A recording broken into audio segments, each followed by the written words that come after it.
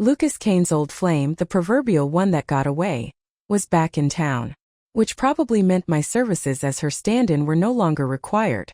My very first thought wasn't heartbreak, but a quick mental inventory of my personal savings account. A small sigh escaped me. Looks like the days of impulsive splurges are over, Sophie, I told myself ruefully. But later, when I actually tried to gracefully bow out and make way for the original, Lucas refused to let me go. It seemed this stand-in had somehow managed to outshine the star. It was my friend Chloe who delivered the news. Guess who's back? Isabel Moreau. My immediate reaction was to instinctively touch the ridiculously large, glittering diamond ring on my finger, then the heavy gold chain nestled against my collarbone. The first coherent thought that surfaced was pure panic. Oh no. No more treating myself to shiny things whenever the mood strikes. Chloe noticed my glum expression, the slight frown creasing my brow. What's wrong? She teased, nudging me playfully. Gotten addicted to playing the substitute girlfriend? I shot her a sideways glare. What's wrong with being a substitute? It's not like I'm eating food off your table. Honestly, the nerve. Looking down on substitutes? It's not a role just anyone can play, you know? First, you need the prerequisite. Face, one that hauntingly resembles the beloved white moonlight. Second, you absolutely must understand boundaries, knowing when to advance and, more importantly, when to retreat. And finally, the most crucial part. Keep the client satisfied. Yes, in my world, being a stand-in was a profession. And Lucas Kane was my client. My boss. Chloe roared with laughter at my deadpan explanation. But I wasn't in a laughing mood. Seriously though? I asked, twisting the diamond ring nervously. Do you think I should start packing my bags? Is it time for me to disappear? Chloe tilted her head, eyeing me shrewdly, a half-smile playing on her lips. Why? Don't tell me you're actually going to miss him. Wasn't it obvious? Of course I was going to miss him. His money, that is. Yes, I adored Lucas's money. My entire relationship with him was predicated on it. And why shouldn't it be? It's a fundamental truth. What employee doesn't work for their boss's salary? Lucas had bought me a sprawling villa. Inside the master bedroom, one entire wall was dedicated to a custom-built, hidden vault. Behind the innocuous paneling lay shelves lined not with jewels or documents but stacks upon stacks of cold, hard cash. Yes, neat bundles of $100 bills. I love money, especially cash. The crisp feel, the faint scent of ink and cotton. It was intoxicating. What's the purest form of happiness in the world? For me, it was coming home after a long day, swinging open that hidden vault door, and feasting my eyes on the glorious expanse of red and green presidents staring back at me. I also had a peculiar fondness for counting it by hand, feeling each bill slip through my fingers, hearing that satisfyingly crisp thwack. The feeling was simply indescribable. Pure bliss. Lucas predictably found this utterly baffling. He walked in on me unexpectedly once. I was completely unprepared, clad in a fluffy bunny-themed pajama set, sitting cross-legged on the plush carpet, surrounded by towering stacks of bills, counting away with audible swish-swish sounds, a goofy grin plastered on my face. The look on his face. He stared at me as if I were some kind of grotesque, money-grubbing phantom. Maybe my appearance really was that appalling. Oblivious in my cash-induced haze, I just looked up at him blankly. Oh hi. What brings you here? His eyebrows knitted together into a tight knot. He pointed a rigid finger towards the open vault. Don't tell me, he ground out, his voice tight with disbelief. That entire vault is filled with cash. My eyes crinkled into happy crescents. Like a child proudly showing off a prize toy collection, I scrambled over and pulled open an adjacent compartment, revealing neat rows of gleaming gold bars. And these, I announced triumphantly. He stared, utterly speechless, for a long moment. He looked like he desperately wanted to touch one to feel its weight. Feeling generous, I picked up a small ingot and offered it to him. Here, this one's for you. A gift. You're insane, he muttered, turning away abruptly. Honestly, I was just trying to be nice, share my joy, and that's the thanks I got? I was so annoyed I gave him the silent treatment for half the night. What infuriated me even more was that he gave me the silent treatment right back. I couldn't understand why he was so angry. Is loving money a crime?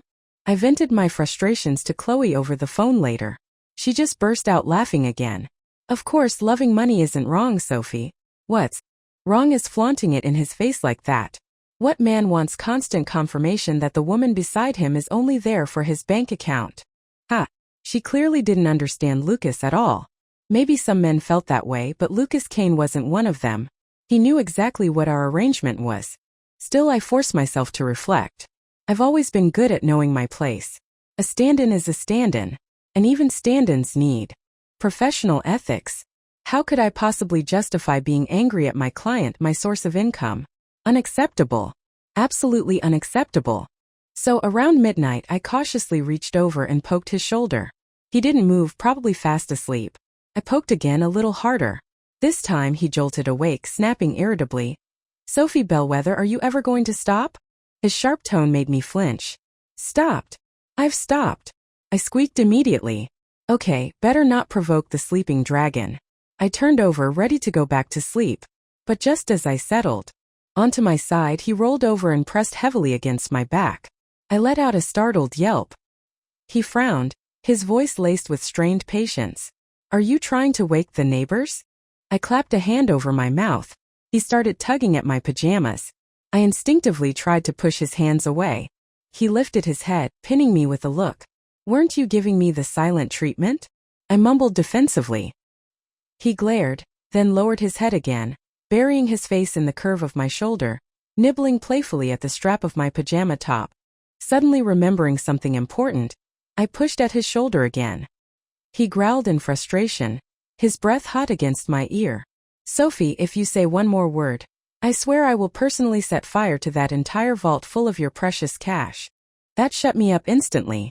He chuckled, a low, humorless sound laced with exasperation. "You really love money that much, don't you?" "Of course I do. Who in this world doesn't?" Did he expect me to be some kind of saint? Saints aren't supposed to care about earthly possessions, apparently. Unfortunately for him, his understanding of me was fundamentally flawed. Before he left that morning, he paused by the vault door, tapping his fingers rhythmically against the hidden panel. A strange, unreadable smile played on his lips. "Need me to buy you a money-counting machine?" he asked, his tone dripping with sarcasm. "That wasn't necessary," I declined with a polite smile. His face instantly hardened. He let out a short, sharp humph, turned on his heel and strode out. I truly believed my departure was imminent. Pack my bags, collect a hefty severance package from Lucas. Isn't that how these stories usually go? The white moonlight returns, the stand-in graciously accepts a large sum of money to disappear, paving the way for the main couple. The stand-in's role as cannon fodder is officially complete. Of course, that's the old-school plotline. Nowadays, the trend is different. Often, the stand-in ends up capturing the male lead's heart for real, becoming the true white moonlight, forcing him into a dramatic, groveling apology tour to win her back. You might assume I harbored secret desires for the second scenario. So you'd be mistaken. The thought of becoming Lucas Kane's actual white moonlight held absolutely zero appeal for me. No, what I was really waiting for was that substantial breakup fee. However, before Lucas got around to offering it, his actual white moonlight showed up on my doorstep. It was a dreary rainy weekend. I'd been cooped up inside all day, happily lost in a trashy romance novel marathon. Isabelle Moreau arrived just as dusk began to settle, painting the sky in shades of gray. At first, I heard the distinct sound of a car horn, a couple of short, impatient beeps. That was Lucas's signature arrival announcement. Every single time he came over, he'd honk like that, as if signaling the arrival of a visiting deity, demanding I immediately prepare myself to receive him. So, hearing the horn, I automatically assumed it was him. Grabbing an umbrella, I dutifully headed towards the front gate, ready to perform my usual welcoming act. But the large iron gates remained stubbornly closed. Puzzled, I hesitated. Then the doorbell chimed. So maybe it wasn't Lucas after all. Swinging the heavy door open, I found a delicate woman standing outside, drenched and shivering in a simple white dress. I recognized her instantly, and in that moment I finally understood why Lucas had been willing to spend so much money keeping me around. This woman, Isabelle Moreau, looked uncannily like me. Eerily so. Though I wasn't nearly as fragile. She looked like a strong gust of wind might knock her over. I'm sturdier, more robust, more energetic too. Lucas wasn't a fan of my natural boisterousness. He called it goofy, labeling me his lovable goofball. Remembering that nickname made me want to clench my fists and punch him. Just a fleeting thought, of course. In his presence, I always made a conscious effort to project an air of sophisticated femininity. I'd always assumed Lucas preferred conventionally womanly women, so I played the part. But seeing Isabel now, the epitome of the delicate, wilting flower archetype, I realized I might have completely misinterpreted his taste. Perhaps he didn't want sophistication, perhaps he wanted this helplessness. Isabel looked utterly miserable, soaked by the rain, standing awkwardly on my doorstep, seemingly on the verge of tears. Clearly, confronting me wasn't easy for her either. She lowered her gaze, her voice barely a whisper. "Hello, I'm looking for. What are you doing here?" Ha! Perfect timing. Speak of the devil, and the male lead appears. His unexpected arrival certainly saved me from an awkward continuation of the conversation. Isabel spun around to face Lucas. His cold, dismissive tone clearly wounded her. Her shoulders slumped visibly, her face etched with hurt. If I were a man, my heart would have shattered seeing her like that. But Lucas seemed completely unmoved. Instead, he glared dagger eyes at me. "Who told you to open the door?" Great. So now I was the target of his ire. Fine. Seeing the destined lovers reunited, I decided to play the magnanimous facilitator. "She came here looking for you," I stated calmly, offering a small neutral smile. He blinked, startled, but his anger seemed to inexplicably intensify. "Sophie," he ground out, his voice low and dangerous, "aren't you afraid it might have been a ghost knocking at your door?" Ghosts. He knew I had a ridiculous, irrational fear of them. Horror movies terrified me. I'd often leave the lights on for nights afterwards. I remembered watching some foreign film called Dead Silence once. It hadn't seemed particularly scary while watching, but later that night, terrifying images from the movie kept replaying in my mind, preventing sleep. Unable to rest, I got up to watch mindless late-night TV, posting a whiny status update about my fear on social media. Unexpectedly, Lucas, the perpetually busy CEO, actually saw it. I have no idea why he was even awake, let alone scrolling through social feeds at that ungodly hour, but he called me. "Why are you still awake so late?" he demanded, his tone already laced with disapproval. My instinct was to immediately play the damsel in distress. "I can't sleep," I murmured into the phone, deliberately making my voice sound soft and vulnerable. There was a pause on his end, then his voice dropped, becoming low and suggestive. "Oh? Why's that? Miss me?" Despite the goosebumps prickling my skin, I played along. "Yes," I sighed dramatically. "I miss you. I miss you so much I can't fall asleep." He paused again. I could almost hear him checking his watch. "Okay," he said finally. "I should be back in the city in about an hour." I hadn't actually expected him to come over. It was nearly 3 in the morning. I didn't want him driving halfway across the region just because I was being silly. I was about to tell him not to bother, but he spoke first. "You go back to sleep now. I'll let myself in." His voice was unusually gentle, almost tender. It threw me off guard, making it impossible to confess the truth. About the ghost movie, I just mumbled a soft agreement. My hesitant tone must have conveyed something else entirely, because he chuckled softly on the other end, a low, intimate sound. "You really missed me, huh?" His voice, husky and undeniably sexy, sent a jolt through me, making my face flush and my heart race. I couldn't form a coherent reply and just ended the call abruptly. He did come over that night. I woke up groggily sometime later to find myself being lifted into his arms. He was carrying me towards the bedroom, his clothes damp, bringing the chill of the night air with him. "Didn't I tell you to go back to sleep?" he grumbled, his voice thick with exhaustion. I didn't answer. The collar of his shirt brushed against my nose, tickling me. I instinctively nuzzled against his chest, rubbing my face against the fabric. I felt his chest rumble with a low chuckle from above. "Why weren't you sleeping in the bedroom?" he asked, his voice softening slightly. "I was scared," I mumbled into his shirt. "Scared of what?" "Watched a ghost movie," I confessed sheepishly. "Couldn't sleep alone." His entire demeanor shifted instantly. Though subtle, I saw the change in his expression, the slight tightening around his eyes. His moods were notoriously volatile, his temper flaring without warning, changing faster than a summer storm. All traces of tenderness vanished. Without a shred of gentleness, he practically tossed me onto the large bed. I immediately realized my mistake.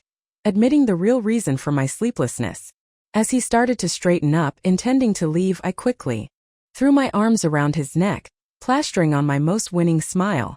"I just wanted you to come keep me company," I purred, batting my eyelashes. He eyed me skeptically, clearly not buying it. I tightened my grip, giving his neck a playful little shake. He let out a cold smirk. "Sophie, sometimes I think I should finance a movie just to cast you as the lead actress." I didn't quite understand his meaning. I just blinked at him, confused. "You act better than most award-winning actresses," he clarified, his tone still laced with that unnerving cynicism. Was that a compliment? I decided to take it as one. Now, standing here in the dim twilight, with Isabel dressed in white, her eyes filled with that same hauntingly melancholic expression, Lucas's earlier comment about ghosts suddenly felt disturbingly relevant. An involuntary shiver ran down my spine. Lucas strode past me, grabbed my arm, and started pulling me back towards the house, completely ignoring Isabel left standing forlornly in the rain. I glanced back at her. She was staring after us, head bowed, looking utterly heartbroken, tears welling in her eyes. Once inside, Lucas went upstairs to change out of his damp clothes. I stood by the living room window, watching Isabel's solitary figure silhouetted against the rainy backdrop. I felt a pang of pity. "Maybe you should let her come inside," I suggested tentatively when Lucas reappeared. "She'll catch a cold out there." Lucas shot me a dark look. His anger, I suspected, stemmed from Isabel's abrupt departure years ago. Rumor had it they were already engaged when she suddenly broke it off, turning around and marrying someone else entirely. That undoubtedly explained Lucas's lingering resentment. The man she married was significantly wealthier than Lucas was at the time, but also considerably older. Maybe 20 years older than Isabel herself. That was likely the crux of Lucas's inability to forgive her. He was an incredibly proud man. Yet Isabel had seemingly disregarded his youth and good looks, choosing instead to marry a man old enough to be her father. How could Lucas Kane possibly compare unfavorably to that? So yes, Lucas was angry.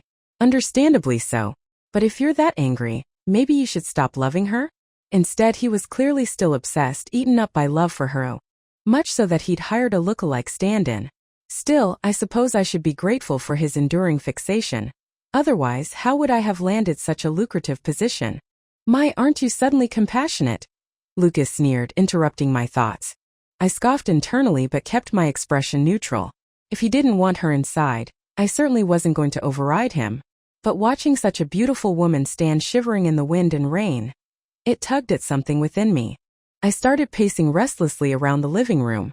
Perhaps my anxious energy annoyed him, or perhaps, deep down, he couldn't quite bring himself to leave Isabel completely stranded. Whatever the reason, he suddenly tossed his phone onto the coffee table with a clatter. "Sophie," he said, his voice dangerously low. "You really want her to come in that badly?" I blinked, then understood. He needed an excuse, a way to relent without losing face. I nodded vigorously like a bobblehead doll. Yes, she'll get sick out there like this." Strangely, his expression didn't soften. If anything, he looked even angrier, breathing heavily through his nose. Finally, almost grinding his teeth, he spat out, "You'd better not regret this." Regret what? I was just a spectator enjoying the unfolding drama. I was actually bored without any excitement. Like an eager lackey receiving orders, I grabbed the umbrella again and hurried out to usher the fragile beauty into the warmth of the house. Lucas was slumped on the sofa, staring blankly into space, seemingly lost in thought. He didn't even react when we entered. I had to clear my throat to get his attention. "Why don't you two chat for a bit?" I suggested softly. "I'll go make some tea." Lucas snapped out of his reverie, his gaze instantly turning icy again. "Since when did you become so damn domestic and considerate?" he quipped sarcastically. This man. Seriously, his mouth. I was clearly trying to give them some privacy, create space for them to talk. Why couldn't he appreciate the gesture? I tried shooting him a meaningful look, urging him to play along. But that only seemed to make his expression harden further, his voice taking on an even sharper mocking edge. "If there's something wrong with your eyes, Sophie, you should probably go see a doctor." I was furious, momentarily speechless. He, however, seemed to find my frustration amusing. The corners of his lips twitched upwards in a barely perceptible smirk. Why did he derive such pleasure from seeing me angry? Our little spat only seemed to increase Isabel's discomfort. Her face grew paler, her voice trembled slightly as she murmured to me, "Please don't trouble yourself. I was just leaving anyway." Almost simultaneously, Lucas snapped at me, "Go see her out then." Ha! Now he decides to be polite? Why the stubborn act? The woman he'd supposedly been yearning for was standing right in front of him, yet he insisted on treating her with such cold indifference. I truly didn't understand him. Ignoring Lucas's directive, I turned to Isabel with my most charming smile. "Nonsense, don't be silly. What kind of tea do you prefer? Red, green, or perhaps a floral blend?" Seeing her hesitation, I added brightly, "How about green tea? It's very good for cooling fiery tempers. Perfect for someone with a short fuse, wouldn't you say?" I shot a deliberately provocative glare towards Lucas. "Wouldn't you agree, Mr. Kane?" I drawled, mimicking a formal tone. He seemed taken aback by my audacity. Then, unexpectedly, a reluctant smile broke through his stern facade. "Can you even make tea properly?" he retorted, his tone softening slightly. He really underestimated me. "It's just tea, how hard could it be?" Famous last words. When I entered Lucas's study and surveyed the elaborate tea ceremony set laid out on the low table, the tiny pots, the delicate cups, the various unfamiliar utensils, I realized I might, in fact, be completely clueless. I had absolutely no idea how to use any of this stuff. Okay, plan B. If I can't brew it traditionally, I'll just steep it. The traditional cups were far too small anyway. Rummaging through his cabinets, I finally located a canister labeled green tea and found a couple of large, normal-sized mugs. Just as I was about to pour the steaming water from the electric kettle, Lucas's voice, raised in anger, suddenly boomed from the living room. "That was between her and me. It has absolutely nothing to do with you." The sheer fury in his voice startled me. My hand jerked, sending scalding water splashing over the side of the mug and onto my foot. Yelping, I jumped back, knocking the half-filled mug off the table in the process. It shattered on the polished wooden floor. The sudden clatter brought both Lucas and Isabel rushing to the study door. Lucas flung the door open, his face still contorted with residual anger.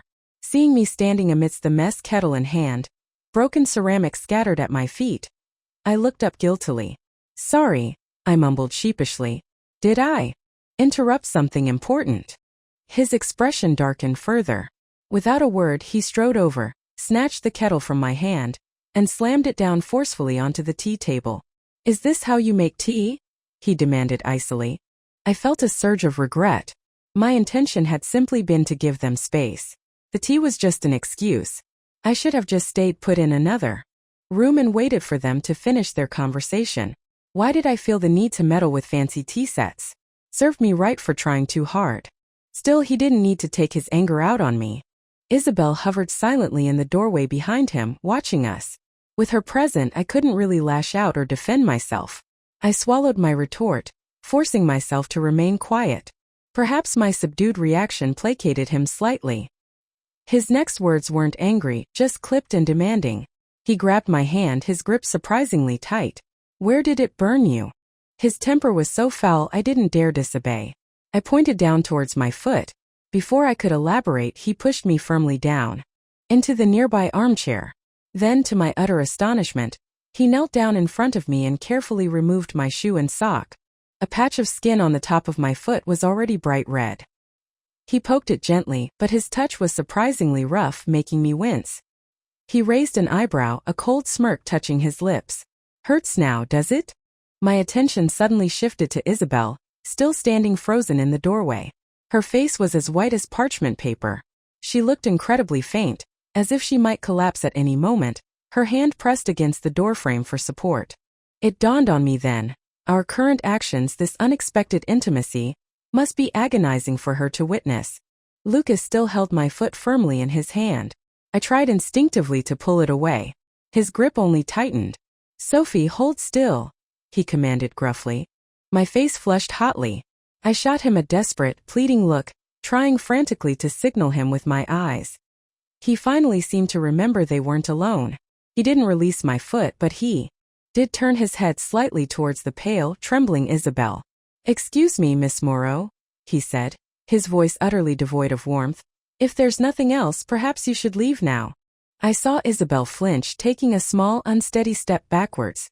She bit her lip, her eyes brimming with unshed tears as she looked at Lucas's unrelenting profile. She must have been absolutely devastated. My heart ached for her. "Lucas, what are you doing?" I whispered urgently. "Are you trying to scare her away for good?" I tried again to tug my foot free. He responded by giving the tender, burned skin a sharp squeeze. I gasped in pain. He actually smiled. "Serves you right," he muttered under his breath. Isabel looked like she was about to burst into tears. Still, she maintained a semblance of composure, her voice trembling but polite. "I'm sorry," she whispered, her gaze fixed on Lucas. "I shouldn't have come here today and disturbed you both." Lucas remained silent. I felt more agitated than he seemed to be. "Miss Moreau, you've misunderstood," I blurted out, trying to explain. "You've really misunderstood." But my words sounded hollow, defensive, almost like a classic other woman trope. From Isabel's perspective, it must have seemed even more damning. She managed a faint, heartbreakingly sad smile, still looking at Lucas's back. "I know you hate me, Lucas," she murmured softly. "But I don't blame you." Lucas couldn't seem to bear hearing any more. Without turning around, he cut her off, his voice low but firm. "Miss Moreau, you should go now." Finally, a single tear tracked its way down Isabel's pale cheek. She turned silently and walked out of the study, out of the house, back into the rain. I instinctively kicked Lucas's shin. The moment my foot made contact, I realized how audacious the action was. Thankfully, Lucas seemed completely oblivious, his mind clearly elsewhere, consumed by his own turmoil. He didn't even register my small act of rebellion. "Aren't you going after her?" I demanded. He didn't answer. "It's still raining out there," I pressed. "Aren't you worried something might happen to her?" He finally looked up, his eyes filled with impatience. "You seem unusually eager for me to chase after her, don't you?" I didn't understand. He stared at me, his gaze cold and penetrating, making me feel strangely unsettled, confused. I averted my eyes, muttering under my breath. "You're obviously worried sick about her, but you just have to pretend you don't care." My words seemed to infuriate him. He abruptly released my foot, sprang to his feet, towering over me. The sudden proximity felt oppressive. He leaned down, his face close to mine. "Sophie," he bit out, his voice dangerously quiet. "Don't ever assume you understand me." With that, he turned sharply and stormed out of the room. A moment later, I heard the front door slam shut with violent finality. I knew it. He couldn't let Isabel go. But why the stubborn pride? Why deny the obvious? My words had clearly hit a nerve, yet he refused to admit it. Leaning back in the armchair, I listened to the steady drumming of the rain against the window panes. I wondered if they were out there now, having a dramatic reconciliation in the downpour just like in the movies. Maybe they'd even kiss? For some inexplicable reason, that thought sent a wave of unpleasantness, almost nausea, washing over me. I pushed the feeling down, focusing instead on the throbbing patch of red on my foot. It seemed my dramatic reconciliation theory was wrong. Lucas and Isabel apparently did not patch things up in the rain. Less than a week later, Isabel sought me out again. This time alone. I was at my actual day job, diligently working away, when my boss unexpectedly summoned me to his office. I assumed it was about a work-related matter. Instead, lounging comfortably in my boss's plush leather executive chair, was Isabel Moreau. And this Isabel was starkly different from the fragile, rain-soaked woman I'd encountered just days before. If I hadn't seen it with my own eyes, I wouldn't have believed one woman could possess so many facets. She wore a sleek, form-fitting sheath dress, radiating cool confidence. She leaned back nonchalantly, surveying me with half-lidded eyes, her expression radiating an air of bored superiority. Where was the vulnerable, weeping woman from the other night? This Isabel was all sharp edges and disdain. Clearly, I had underestimated her. Lucas thought my acting skills were good. Isabel Moreau was a veritable chameleon, a masterclass in performance. I mentally braced myself, knowing I'd need all my wits about me to handle this version of her. "Miss Moreau," I began, keeping my voice polite but firm. "To what do I owe the pleasure?" She swiveled lazily in the chair, still projecting an aura of utter indifference, as if I were barely worth her notice. I raised an eyebrow, turned pointedly, and made to leave. Her cool voice stopped me just as I reached the door. "Name your price, Miss Bellwether." I turned back. She didn't even bother to lift her hand, merely gesturing towards the polished mahogany desk with a slight tilt of her chin. There's a blank check there. Fill in whatever amount you deem appropriate. I glanced at the check lying innocuously on the desk and allowed myself a small, amused smile. I had no personal grudge against her. Leaving Lucas wasn't a hardship for me. But her blatant arrogance, her dismissive attitude, it rubbed me the wrong way. Fine. If she wanted to play hardball, I wouldn't make it easy for her. Miss Moreau, are you perhaps under some misapprehension? I countered smoothly. Do you genuinely believe you have more money than Lucas Kane? She finally shifted slightly in the chair, though my words still didn't seem to fully register. At least she deigned to move her hand this time. She languidly extended one perfectly manicured index finger, holding it up in the air. 1 million. I scoffed internally. Did she seriously think I'd be swayed by such a paltry sum? Isabel slowly shook her head. My eyes widened slightly in disbelief. I hadn't realized Isabel Moreau was quite this wealthy. No, not just wealthy, obscenely rich. Suddenly, her decision years ago, leaving the handsome, up-and-coming Lucas Kane to marry a man 20 years her senior, made a twisted kind of sense. Why? Financial freedom, obviously. Look at her now, tossing around millions like pocket change without even blinking. She must have seen the flicker of surprise, perhaps even greed on my face. A condescending smile finally touched her lips. 10 million, she stated coolly, her tone laced with disdain. I'll give you $10 million, Sophie. Just disappear from Lucas's life. Wow. Lucas was certainly worth a fortune to her. And just the other day, I'd almost offered to step aside for free. Good thing I hadn't. That would have seriously undervalued their dramatic love story. Lucas, unable to forgive her yet still clearly obsessed. Isabel, willing to pay a king's ransom to get him back. They were clearly meant for each other, trapped in their own epic romance. I couldn't possibly be the villain standing in their way. Well, I said brightly, adopting my most accommodating tone. Since you clearly love Mr. Kane so deeply, Miss Moreau, how could I possibly stand in the way of true love? Isabel looked at me with undisguised contempt. I didn't care. I pressed my advantage. Just one small request, Miss Moreau. Could you possibly provide the payment in cash? Or gold bars would also be acceptable. I'm not really a fan of keeping large sums in banks. Isabel frowned, clearly perplexed by my unconventional request, but she didn't refuse. As I was leaving, she asked sharply, "When will you tell him?"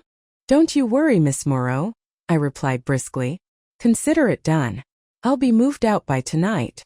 Moved out, yes. I had no intention of actually telling Lucas anything. Officially, we were boyfriend and girlfriend. But I knew the reality, our relationship, was purely transactional. Since someone else had generously offered to cover my severance package, there was no need for me to approach Lucas for it myself. Isabel eyed me skeptically, seemingly unconvinced. Then her brow furrowed slightly.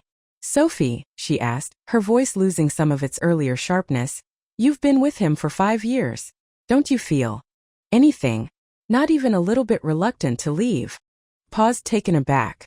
Honestly, the thought hadn't even crossed my mind in those terms. Was I reluctant? Yes, but it wasn't him I'd miss. I offered her a polite, enigmatic smile. "Weren't you the one who walked away without a backward glance all those years ago, Miss Moreau?" Isabel was silent for a long moment, her gaze distant, seemingly lost in memories. In that instant, she resembled the fragile woman from the rainy evening again, sorrow clouding her features. Finally, she sighed deeply. "I wronged him," she whispered, her voice barely audible. "I left him when he needed me the most." She might say that now, but I suspected that if faced with the same choice again, she'd still make the same decision. Sometimes, love simply can't compete with the allure of wealth and security. "Thank you, Sophie," Isabel said softly. I was confused. "Thank you. Thank you," she repeated quietly, meeting my eyes, "for giving him back to me." She really did love him, didn't she? I could understand that feeling, the desperate longing to be with someone. But her gratitude made me uneasy. I certainly didn't need it. And I worried that accepting her thanks might somehow jeopardize the promised 10 million.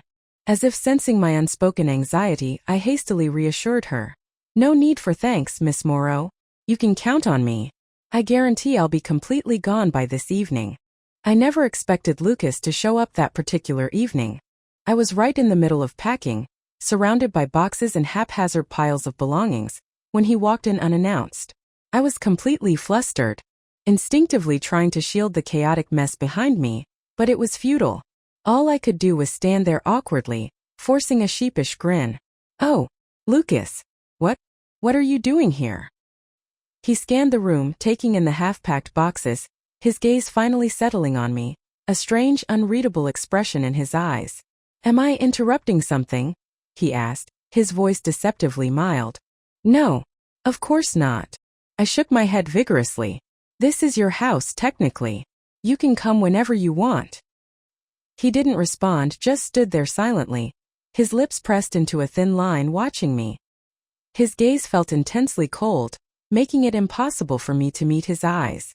I fidgeted nervously, racking my brain for something, anything to break the heavy silence. My mind seemed to short-circuit, and the first thing that popped out was, "Isabelle Moreau, she seems to still be quite fond of you, doesn't she?" His expression remained glacial. His voice, when he finally spoke, was just as cold. "And so, you've decided to play matchmaker? Grant her heart's desire." I nodded, plastering on a thick-skinned, overly cheerful smile. "Well, yes. You two are so obviously in love. I have to do the right thing, help you get back together." To my surprise, he actually let out a short, harsh laugh. He walked slowly over to the dining table, where several of my favorite, rather expensive ceramic mugs were sitting. He trailed his fingers lightly over their surfaces, then with a sudden violent movement, swept them all off the edge. They crashed to the floor, shattering into countless pieces. It was only then that I fully registered the depth of his anger, but I still couldn't comprehend why he was so furious. I stared down at the shards of ceramic scattered across the floor. Those mugs had cost me a small fortune. A sharp pang of loss shot through me. My poor mugs. "What are you doing?" I began, my voice trembling slightly. Lucas cut me off sharply. "Sophie," he spat out, his voice dripping with venom. "You're only doing this because of the money she offered you, aren't you?" I remained silent. He pressed on, his voice rising. "Wasn't the money I gave you enough?" I managed a small, bitter smile. Honestly, she was significantly more generous. My words seemed to amuse him in a dark, twisted way.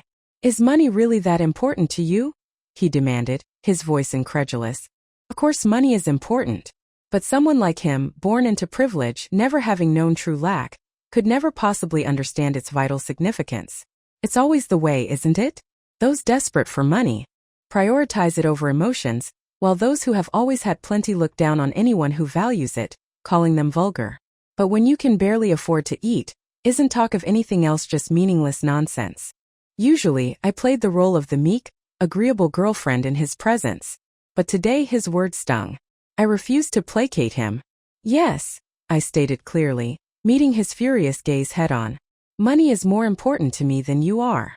That single sentence finally snapped whatever restraint he possessed. He lunged forward, grabbing me roughly, yanking me towards him.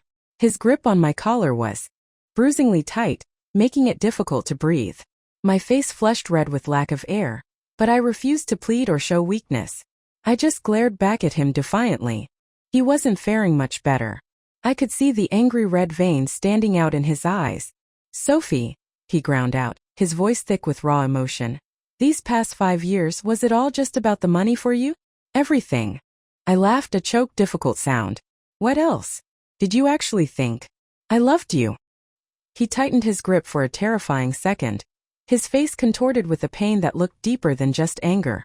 For a heartbeat, I genuinely thought he might strike me. But he didn't. With a ragged gasp, he shoved me away forcefully. I stumbled back, bending over, coughing violently, trying to catch my breath. He stood frozen, watching me. And in that moment, maybe it was a trick of the light, but he looked utterly desolate, unbearably sad. As if I had disappointed him beyond measure. "Sophie," he said finally, his voice flat, devoid of its earlier heat. "You shouldn't have taken her money." There was nothing more to say between us. He turned and walked towards the door. "Is it wrong to love money?" I suddenly cried out after him, the question tearing from my throat. I didn't understand. What terrible, unforgivable sin had I committed to warrant such profound disappointment from him? "Do you know what it feels like?"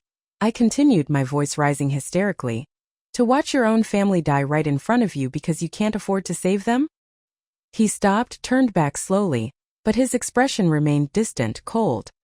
His indifference fueled my own chaotic outpouring of long-suppressed grief and anger, scraping together every penny you have only for it to be enough to keep them lying in an ICU bed for maybe 2 extra days? Having the person you love cripple their own future, giving up their chance to study abroad just to help you, and it's still not being enough? In the end, all you can do is stand there helplessly and watch them fade away. And the person you love?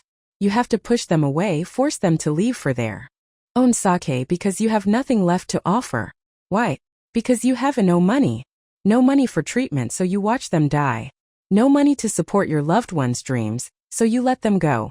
By the time I finished my tirade, I realized tears were streaming uncontrollably down my face. Lucas stared at me, his face a mask of shock. He took a step towards me, instinctively reaching out as if to wipe away my tears. But I didn't want his pity. I recoiled, sharply, scrubbing furiously at my own wet cheeks with the back of my hand. When the tears were gone, I forced my usual cheerful, slightly goofy persona back into place. So you see, I said, my voice surprisingly steady now, I really don't think loving money is wrong. Lucas's expression was complex, unreadable. He looked like he wanted to say something, but I didn't want to hear it. You should go, I said quietly. I'll courier the keys back to you. He stood there silently for another long moment, then finally turned and left. I resumed packing numbly. While clearing out the shoe cabinet near the entrance, my fingers brushed against a familiar plastic rectangle. A bank card. I'd completely forgotten. Lucas had actually given me a bank card. I sank onto the floor holding the card, a heavy sigh escaping me. The story behind it was long, rooted in another moment of my own carelessness. One evening I'd gone out to a party, foolishly leaving both my phone and wallet at home. To make matters worse, my car ran out of gas late that night on the deserted highway miles from home. Stranded and freezing, I ended up borrowing a phone from a sympathetic gas station attendant to call Lucas. Woken from a deep sleep in the middle of the night, his initial reaction was predictably furious.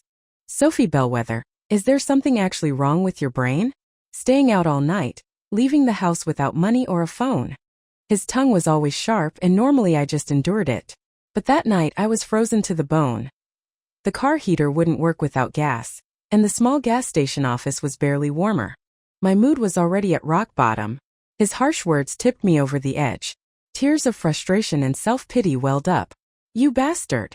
I sobbed into the phone before hanging up abruptly. Honestly, I didn't expect him to actually come. But about 2 hours later, his sleek black car pulled up beside mine. He emerged, looking exhausted but impeccably dressed in a sharp business suit, clearly having driven a significant distance. He yanked open my car door, pulled me out of my huddled position on the seat, and enveloped me in a tight hug. The sudden warmth, the solid feel of him was unexpectedly comforting, making me want to cry all over again. But his words were still gruff. Sophie, he muttered into my hair, one of these days you're going to be the death of me. It was only much later that I learned he'd been away at a conference in another city. My frantic, tearful call had woken him, and he'd apparently rushed straight from his hotel to the airport, still in his suit, to catch the first available flight back, then driven for hours to find me. Hearing his exasperated words that night, knowing the effort he'd made, tears genuinely spilled over. He frowned down at me. Don't cry, he ordered gruffly. You look hideous when you cry. Strangely, his insult didn't anger me. I just buried my face deeper into his expensive suit jacket, wiping my tears and snot shamelessly all over the pristine fabric. He made a sound of disgust but didn't push me away. After that incident, he started discreetly leaving cash in my car's glove compartment. This was before he discovered my secret vault and my peculiar hobby of hand-counting banknotes, of course. Another time he left a thick wad of cash on my bedside table. I'd laughed, teasing him. What are you trying to do, play dad? He misinterpreted my comment, thinking I was calling him old. He gave me a look that was halfway between a smile and a frown, then pulled me close by my hand. Is that your way of saying, he murmured, his voice low and suggestive, that you're feeling unsatisfied? I giggled, shaking my head. No, I meant my dad used to give his entire paycheck to my mom as soon as he got paid. He paused, his expression softening slightly, thoughtfully playing with my fingers. Is that what married couples do? he asked curiously. Not always, I replied honestly, smiling up at him. But my dad really loved my mom. He didn't say anything more. The very next day, he tossed a bank card onto the shoe cabinet as he was leaving. When I asked what it was, he just grinned nonchalantly. Salary card. Weren't you hinting last night that you wanted me to hand over my paycheck? Of course not. That wasn't my intention at all. The thought of managing his actual salary had never crossed my mind. Despite our official boyfriend-girlfriend status, I was acutely aware of my role as a substitute. The idea of actually marrying him, becoming his wife, was utterly inconceivable. He'd said it so casually I hadn't taken it seriously either. The card had remained forgotten in the shoe cabinet drawer ever since, occasionally used as a makeshift tool to scratch off lottery tickets I bought on a whim. Now, holding the card, an inexplicable urge prompted me to check its balance. Standing at the ATM later, inserting the card, punching in the PIN I vaguely recalled him mentioning once, I watched the screen flicker. The number that appeared, it far exceeded the 10 million Isabel had offered. I checked the transaction history. There were only deposits, no withdrawals. Every month on the 5th, a substantial sum was transferred from a company account, clearly marked salary. This was Lucas Kane's salary card. Maybe not his entire income, given his wealth, but he had, quite literally, entrusted his regular earnings to me. Holding all that money representing years of his work, I should have been ecstatic, overjoyed, vindicated even, but instead I felt nothing. Just a hollow ache deep inside my chest. I couldn't summon even the faintest smile. Chloe was the one who told me Lucas and Isabel were officially back together. Well, she said, trying to sound cheerful, looks like your stand-in gig is finally over. Happy now that you've cashed out. I just smiled faintly, not correcting her. I hadn't told anyone that I'd ultimately refused Isabel's money. I wasn't even sure why myself. Me, Sophie Bellwether, the money lover, turning down $10 million in easily accessible gold bars? Felt wrong. Somehow, taking that money felt like betraying Lucas, even though our relationship was supposedly just a transaction. Isabel had been utterly astonished when I refused the gold. Her first thought naturally was about Lucas. You're not changing your mind, are you? She'd asked sharply, suspicion clouding her eyes. No. I'd waved my hands frantically, reassuring her. She seemed relieved, clearly viewing me as a genuine rival. But how could I possibly compete? She was the original, the template. I was just the copy, hired specifically because I resembled her. Thinking about it now, a surprising pang of sadness hit me. Before we parted ways that day in the office, Isabel asked hesitantly, You won't try to contact him again, will you? Of course not. I was rooting for them, the star-crossed lovers. Wishing you both a happily ever after. I chirped with forced enthusiasm. Isabel looked satisfied. Lucas, however, seemed less appreciative of my matchmaking efforts. Leaving dinner with Chloe a few nights later, I saw him, Lucas, and with him his white moonlight, Isabel. They were seated at a window table in an upscale restaurant across the street. Our eyes met through the glass. His gaze was so cold, so utterly detached, that for a fleeting vindictive moment I wanted to march right back to Isabel and demand that $10 million after all. Clearly, he didn't appreciate my sacrifice, so why should I play the martyr? But then the image of that bank card, now nestled safely in my own deposit box, flashed through my mind. Fine. I wouldn't give it back. I'd spend every last cent. He obviously didn't care anyway.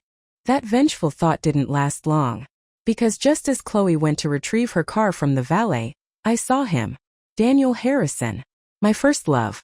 The one I'd pushed away, the one whose memory still haunted me. 5 years. After 5 long years, fate had thrown him back into my path. He wasn't alone. A pretty smiling girl stood beside him, her hand tucked possessively into the crook of his arm. His girlfriend. He saw me too. Our eyes met for a brief, charged second.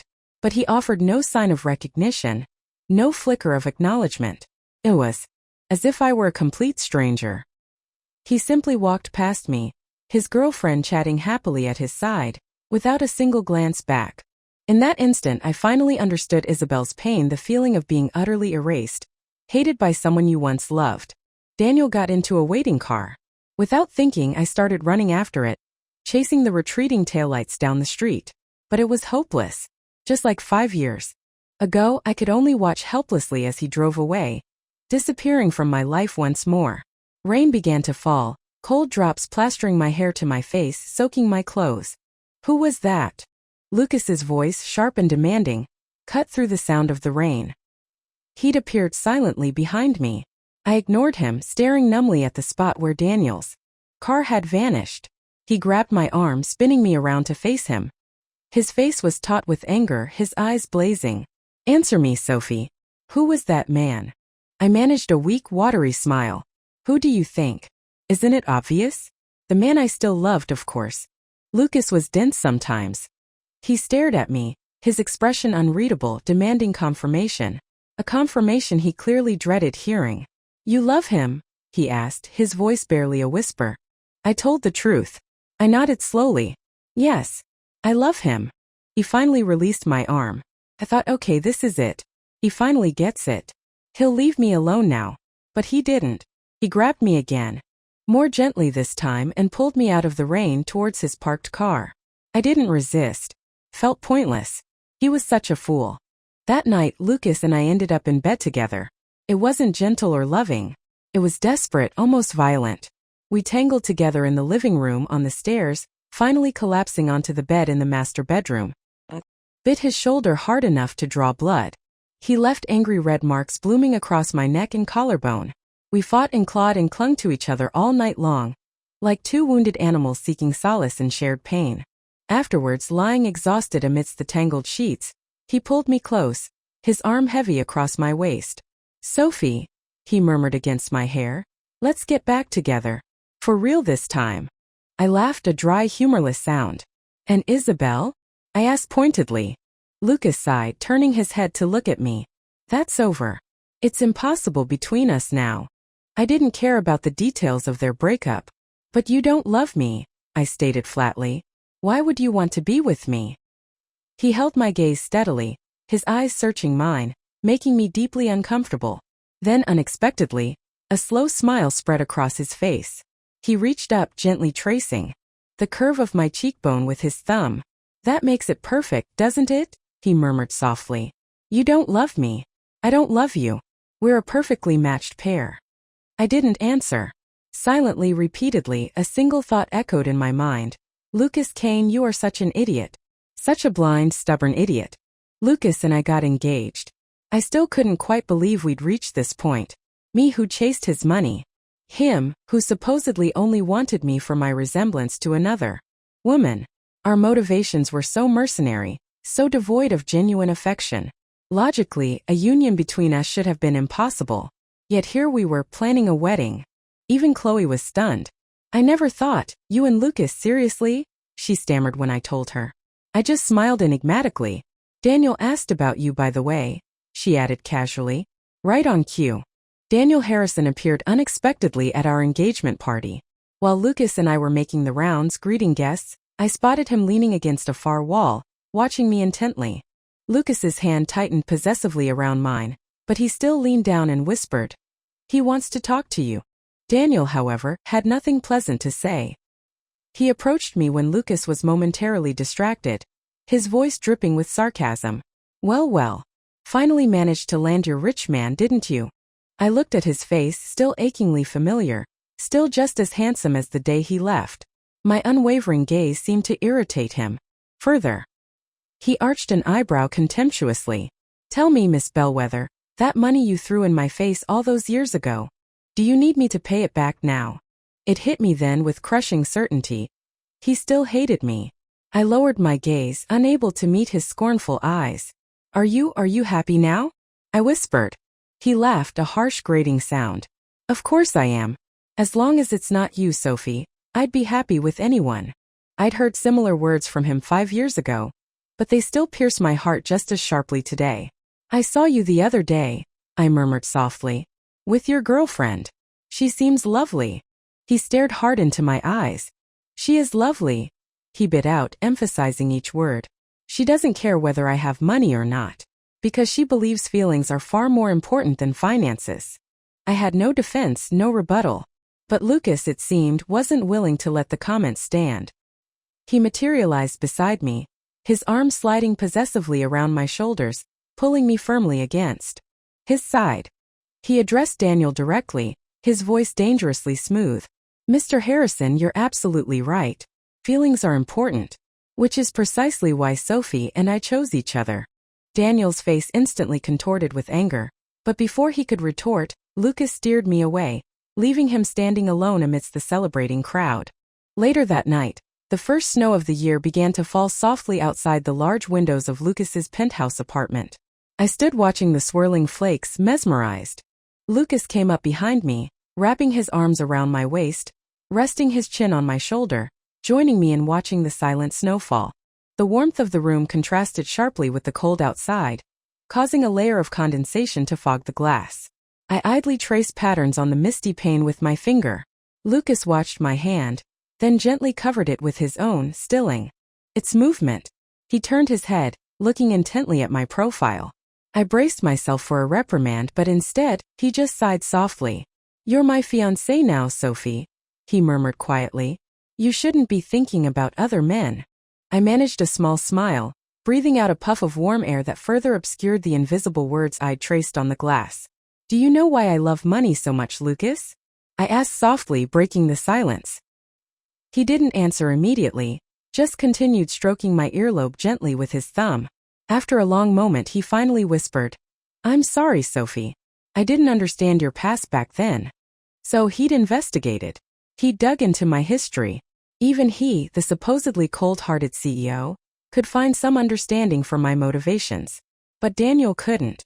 "My parents died in a car accident," I recounted quietly, the words less painful now, dulled by time and repetition. "They were lying unconscious in the hospital, hooked up to machines. I used to watch them through the glass window. Just like I'm watching the snow now. But I didn't have enough money for the treatments. I begged every relative I had, borrowed pitifully small amounts. It wasn't nearly enough. In the end, all I could do was stand there and watch them stop breathing. That was when I broke up with Daniel. I couldn't drag him down with me any further. He'd already sacrificed everything for my family. His savings, his tuition money for studying abroad, all poured into the black hole of futile medical bills. I couldn't selfishly keep him tethered to my hopeless situation. And that was precisely when I met Lucas Kane. He was captivated by my face, a face that reminded him of Isabelle Moreau. When he offered me a deal, a chance to become his girlfriend in exchange for financial security, I accepted almost without hesitation. I took the money Lucas gave me and threw it at Daniel. He hadn't wanted to break up initially. He still believed I loved him. But seeing me choose money over him, hearing my callous words, it broke something inside him. "Sophie," he'd said, his voice filled with utter contempt, "I despise you." Later, I secretly gave that money to his parents. They accepted it. They needed it, and frankly, it was the least I could do, considering everything Daniel had sacrificed for me. Now Daniel was back, successful, accomplished. I should have been happy for him. But seeing him that day, arm in arm with another woman, looking right through me, an irresistible urge had propelled me to chase after him. Maybe I'd never truly let him go. Maybe a part of me always wondered, if we hadn't been so desperately poor back then, would things have turned out differently? Epilogue. "You wouldn't understand any of this," I murmured, turning away from the window. But Lucas shook his head slowly. "Do you think," he asked quietly, "that I've never known what it's like to be poor? To be desperate?" I didn't know.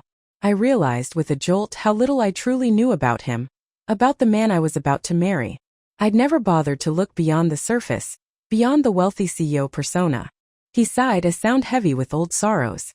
"Why do you think Isabelle really left me all those years ago?" I vaguely recalled the rumors.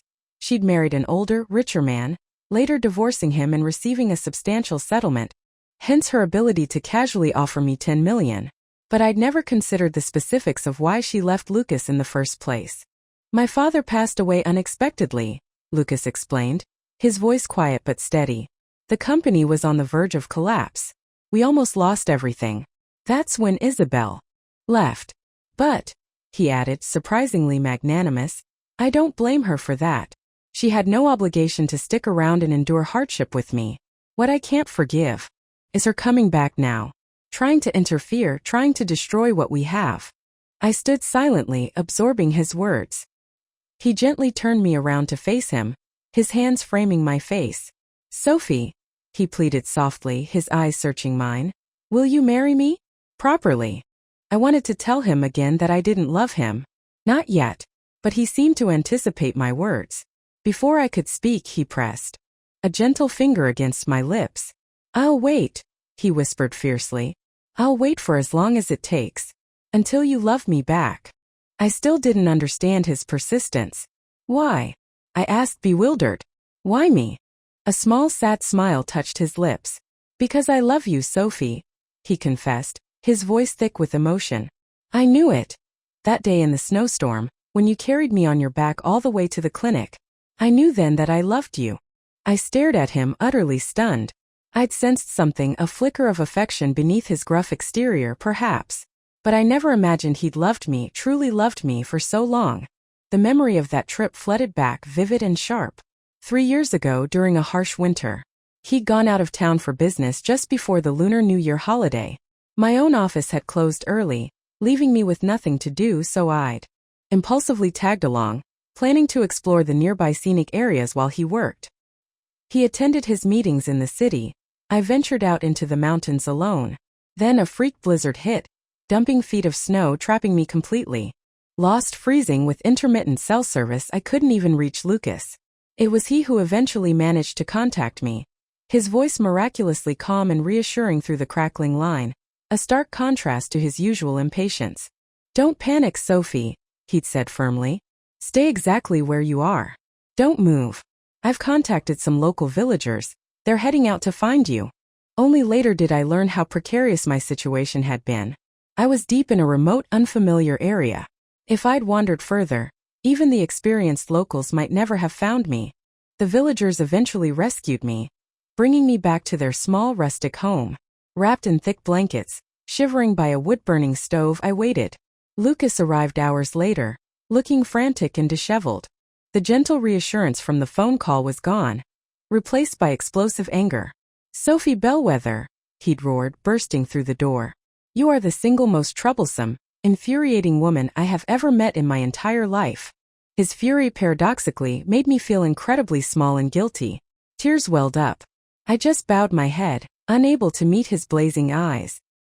He suddenly hauled me up from the blankets, pulling me into a fierce, bone-crushing hug. His grip was terrifyingly strong, his voice rough against my ear.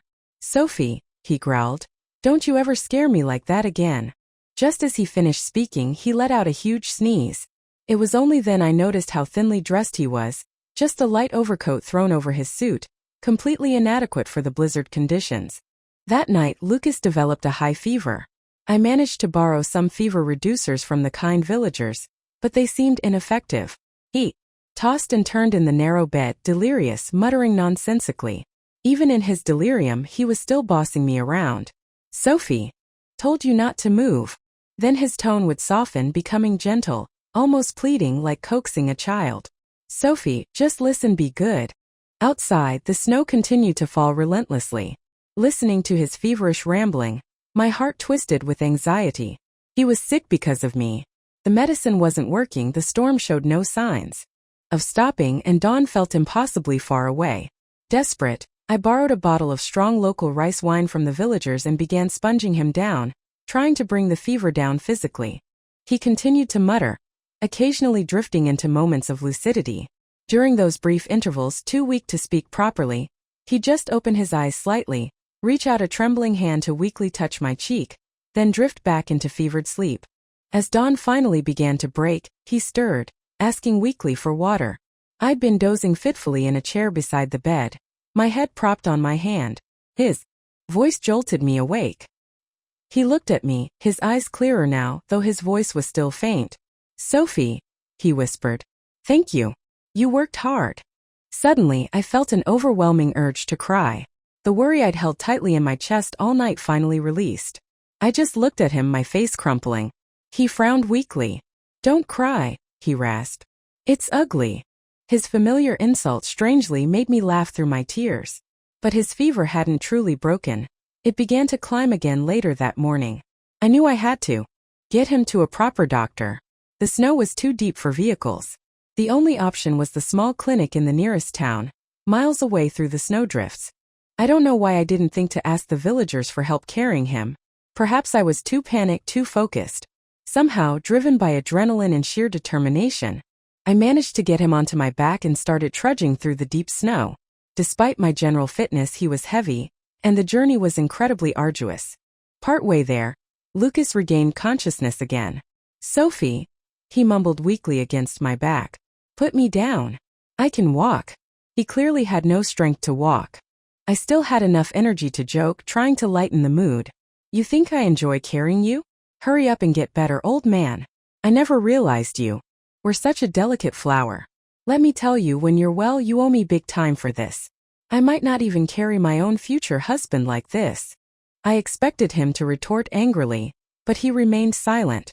After a long pause, he asked quietly, "What kind of man do you want to marry, Sophie?"